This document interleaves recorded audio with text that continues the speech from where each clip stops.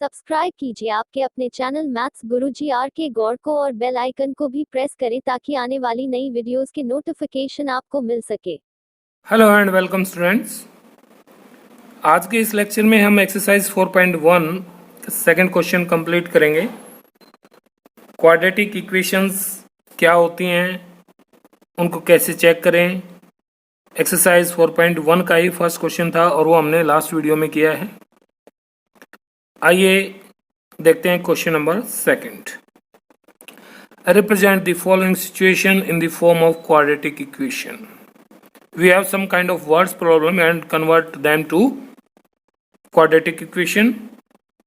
उनको रिप्रेजेंट करना है क्वाड्रेटिक इक्वेशन के रूप में।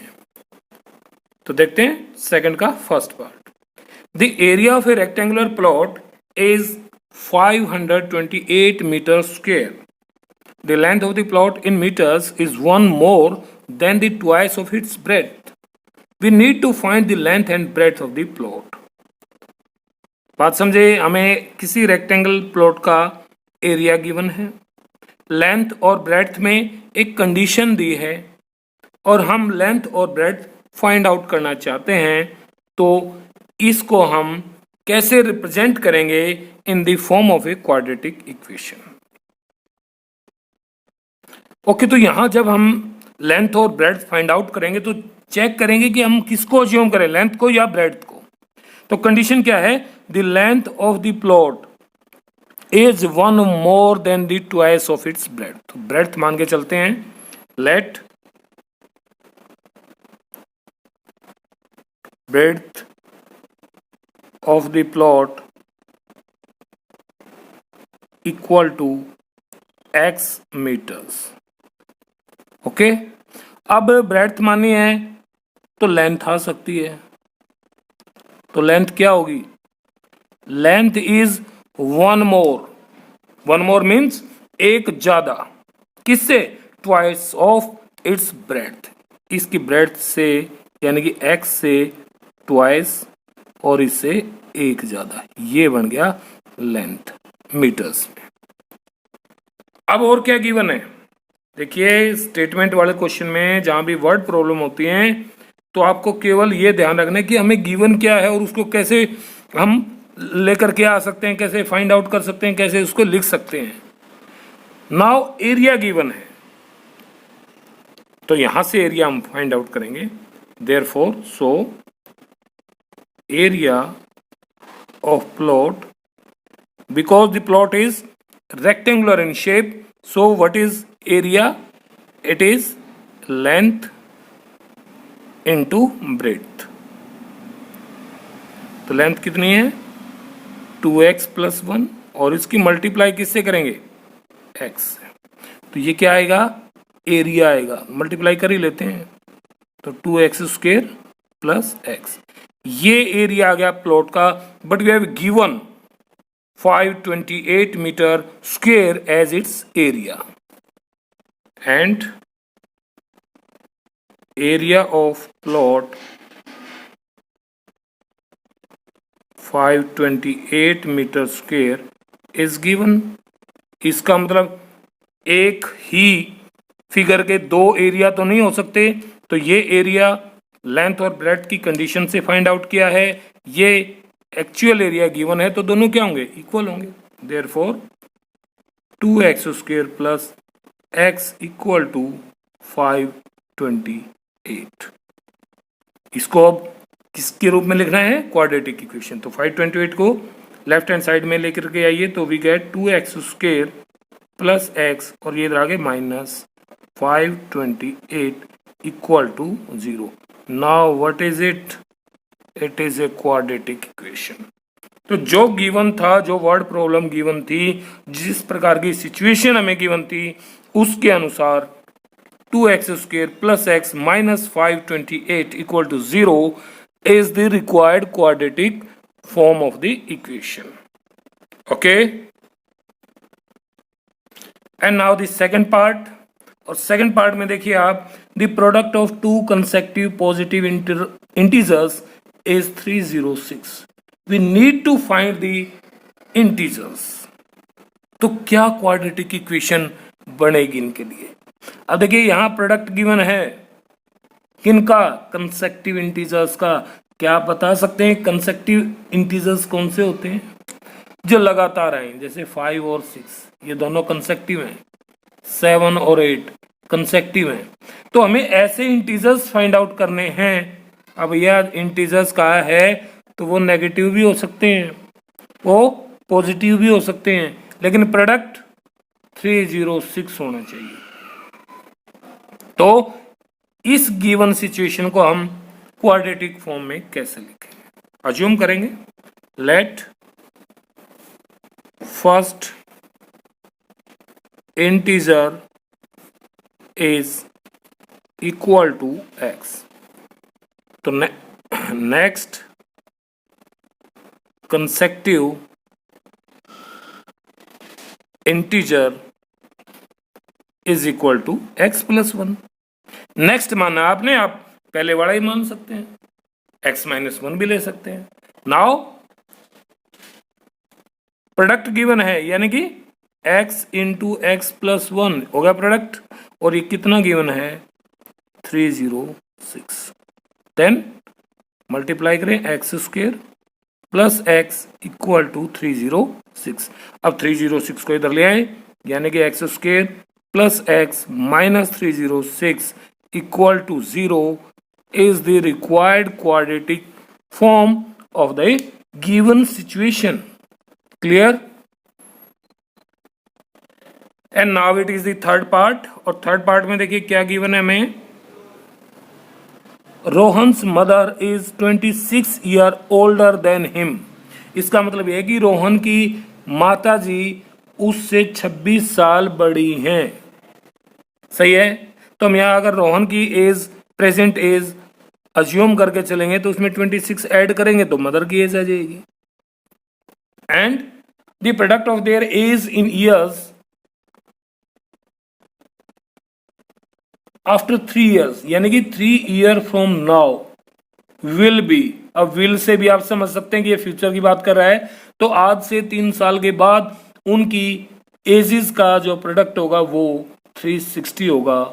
तो we would like to find Rohan's present age. ठीक है, तो कैसे लिखेंगे इसको क्वाड्रेटिक फॉर्म में? अज्यूम करते हैं रोहन की एज, लेट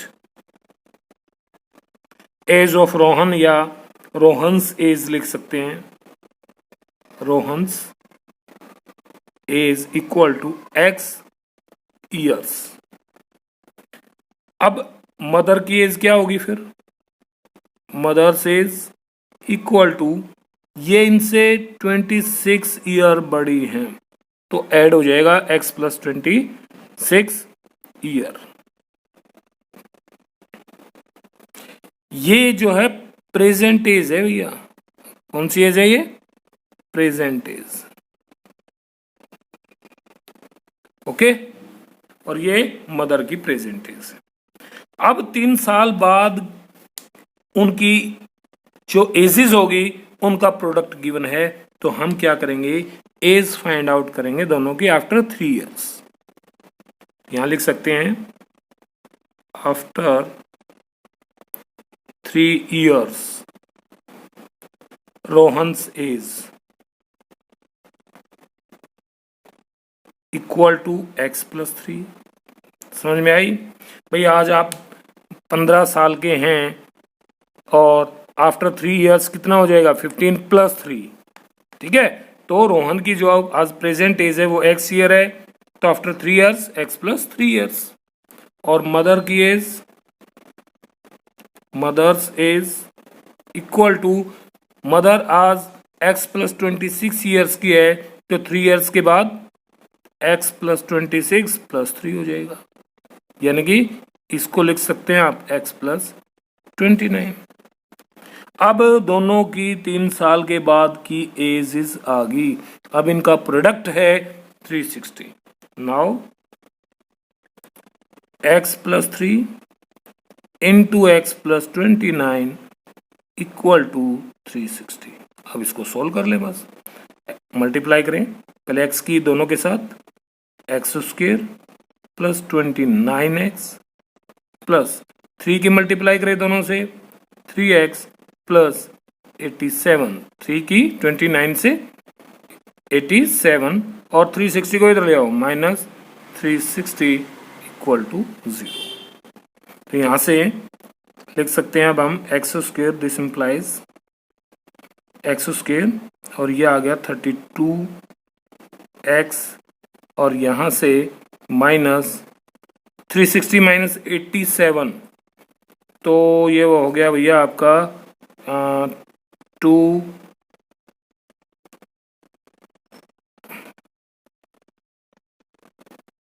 कितना बच गया 247।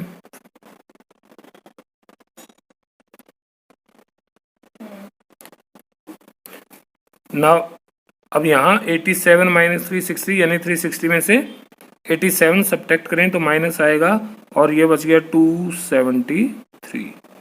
7 और 3 10, 27 और 9 36 इक्वल टू 0। तो ये इक्वेशन आ गई, और ये वो इक्वेशन बन गई, क्वाड्रेटिक इक्वेशन बन गई जो गिवन कंडीशंस के अनुसार बनी है। Okay, well it is the last part, यानी कि fourth part of second question, and you can say last part of the exercise. A train travels a distance of 480 kilometer at a uniform speed. If the speed had been 8 kilometer per hour less, then it would have taken 3 hours more to cover the same distance. And we need to find the speed of the train. Then equation form कीजिए, quadratic equation क्या होगी। तो यहां हमें क्या find out करना है, speed of the train. तो अज्यूम करके चलेंगे, फोर्थ पार्ट है ये, let speed of the train equal to x kilometre per hour. और ये स्पीड कौन सी है, ये यूनिफॉर्म स्पीड है, यानी कि उसकी नॉर्मल स्पीड है। और डिस्टेंस ट्रेवल करना है, ये सारी बातें लिख लें आप, distance travelled equal to 480 kilometre. अब स्पीड है, डिस्टेंस है, तो एक थर्ड टर्म और है ना डिस्टेंस इन टाइम में, क्या टाइम। तो टाइम फाइंड आउट करेंगे। अब यहां दो स्पीड बनेंगे, एक तो नॉर्मल स्पीड से चलती है, एक फिर दोबारा से इसमें क्या गया कि स्पीड को 8 किलोमीटर पर आवर लेस कर दिया गया, तो उस समय 3 घंटे ज्यादा लगे पहले से। तो हम यहाँ क्या निकाल लें, टाइम निकाल लेते हैं। तो यार टाइम इक्वल टू, फार्मूला लिख दूं, डिस्टेंस अपॉन स्पीड। टाइम आ गया जी आपका डिस्टेंस 480 अपॉन एक्स, और ये आवर्स में होगा अगर टाइम आ गया। और ये टाइम कब है, जब वो नॉर्मल स्पीड से चलती है। क्वेश्चन समझ में आ रहा है ना। चलिए मैं एक दूसरा उदाहरण देता हूं आपको, एक एग्जांपल ले लेते हैं छोटा सा। आप साइकिल पर जा रहे हैं कहीं, नॉर्मल स्पीड से जाते हैं, जैसे रूटीन में डेली जा रहे हैं। मान लिया आपकी स्पीड है साइकिल की 20 किलोमीटर पर आवर, तो उससे तो कोई एक डेफिनेट जो डिस्टेंस होगा वो ट्रेवल करना है, तो ये वो कंडीशन है कि आपको डेली इतना टाइम लगता है। लेकिन अगर आपकी स्पीड थोड़ी कम हो जाए, मान लिया साइकिल के किसी टायर में हवा कम है, तो आप कम स्पीड से चलाएंगे, कम स्पीड से चलाएंगे तो समय ज़्यादा लगेगा। तो अब दूसरी सिचुएशन आएगी कि स्पीड 8 किलोमीटर पर आवर कम कर दी जाए, यानी कि अगर 12 किलोमीटर से चलेंगे स्पीड से तो समय ज़्यादा लगेगा, टाइम ज़्यादा लगेगा। अब सेकंड कंडीशन लिखते हैं उसी तरह से। तो now when speed is reduced by 8 kilometre per hour, then new speed, है ना, क्या हो जाएगी ये न्यू स्पीड। क्या बनेगी, पहले x किलोमीटर के हिसाब से चल रहा था, अब हो जाएगा x minus 8 kilometre per hour, और डिस्टेंस वही है। तो टाइम कितना लगेगा, नाउ टाइम, या लिख सकते हैं आप new time equal to distance वही 480 किलोमीटर और स्पीड होगी x माइनस 8, तो टाइम हो गया 480 बाई x माइनस 8 आवर्स। अब दो टाइम आ गया आपके पास, एक नॉर्मल स्पीड से और एक नई स्पीड से, यानी कि जब स्पीड कम कर दी गई, और जो नई स्पीड से टाइम है वो 3 घंटे ज़्यादा है, ये 3 ज़्यादा है, यानी कि इसको अब कैसे लिखेंगे, इक्वेशन बनाते हैं नाउ, यानी कि 480 अपॉन x माइनस 8, ये पहले वाले टाइम यानी कि 480 बाई x ये ज़्यादा है। अगर दोनों के इक्वल रखना चाहते हैं हम, तो जो समय कम है उसमें वो ऐड कर दो, सिंपल। तो क्या करेंगे अब इसको सोल्व करते हैं, यानी कि आप लिख सकते हैं सभी को एक तरफ ले आए। This implies 480 by x minus 8 minus 480 by x और माइनस 3 इक्वल टू 0। अब एलसीएम लें, तो एलसीएम अगर हम लेते हैं इसका, सारे का ही ले लें, तो क्या आएगा x इंटू एक्स माइनस 8। बिल्कुल नहीं घबराएं, x माइनस 8 से x माइनस 8 कट गया, x बचा ऊपर मल्टीप्लाई 480 इंटू एक्स माइनस, यहाँ x कैंसिल, 480 की मल्टीप्लाई x माइनस 8 से, और माइनस 3, तो 3 के नीचे तो कुछ है नहीं, तो दोनों के साथ मल्टीप्लाई, यानी कि x के साथ भी और x माइनस 8 के साथ भी। अब इसको खोल के लिखेंगे, तो we gate 480x minus, multiply कर लें 480x माइनस माइनस प्लस हो गया। अब मल्टीप्लाई करेंगे तो ये आ गया 80, 8 8 जा 64, 6 8 4 जा 32 और 6 38, और माइनस में 3x की मल्टीप्लाई x से करें 3x square minus minus plus 3 8 जा 24x और इक्वल टू तो लिखा ही नहीं, इक्वल टू 0, तो ये भी इक्वल टू 0। नाउ देखिए 480 से 480 कट गया, अब देखिए क्या बचा, minus 3x square plus 24x plus 3840 equal to 0। अब ये देखिए 3 से डिवाइड नहीं होगा, लेकिन माइनस है, तो हम रूटीन में जो स्टैंडर्ड फॉर्म होती है हमारी ax square plus bx plus c equal to 0, तो इसमें a नेगेटिव रखते नहीं हैं, तो इस नेगेटिव को भी रिमूव कर दें, यानी कि माइनस से मल्टीप्लाई कर दो दोनों तरफ, तो वी गेट, या साइन चेंज कर दो, 3x square minus 24x minus 3840 equal to 0। तो रिक्वायर्ड सिचुएशन के अनुसार हमारी इक्वेशन ये बनेगी। और ये इंपॉर्टेंट क्वेश्चन है, जितनी आपने स्टेटमेंट बनाई हैं अब इन 4 पार्ट्स में, इन सभी को हम नेक्स्ट एक्सरसाइजेज में सॉल्व करेंगे, और इंपॉर्टेंट क्वेश्चन बनता है एटलीस्ट 4 मार्क्स का, ठीक है। तो now dear students, exercise has finished. If you have some kind of problem, you can write in comment and your problem will be resolved. Thank you. अगर आपको यह वीडियो पसंद आई है तो चैनल को लाइक करें, शेयर करें और सब्सक्राइब करें।